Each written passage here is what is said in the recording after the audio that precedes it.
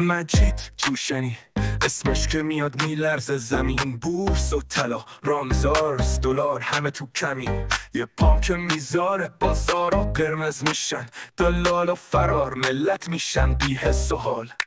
میخره خونه زلزله میاد سختگیر هوا. سوار ماشین شد موتور میسوزه دود میشه فضا. هرچی دست میزنه یه جوری خراب میشه. بازی سرنوشت باش خیلی عجیب میشه.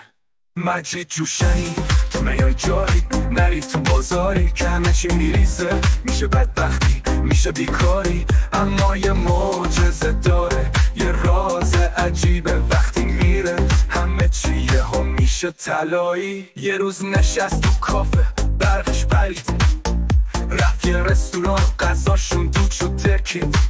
یه شب هتل گرفت صبح ساختمون نبود. رفت باغ دوستمون درختا زدن کپک و دود. اما صبر کن نرو زود.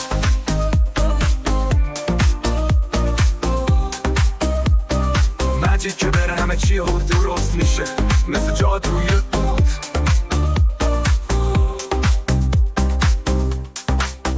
بورس سبز سکه پرواز ماشینا میشن بدون نقص. خونه ها نو رمزارزا میرن کهکشون. وای چه حس خوب.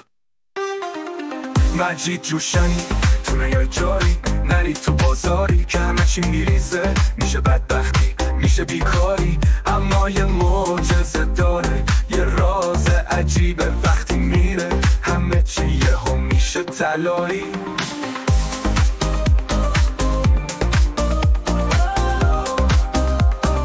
میگن که یه روز اگه ببینی بازار خرابه مجید و صدا بزن بیا بمونه یه هفته کنارت.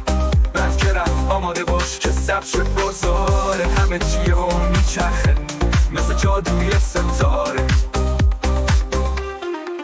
مجید جوشنی رمز سکوت و صعود پا میذاره بدبختی. با که میره او شکوفایی.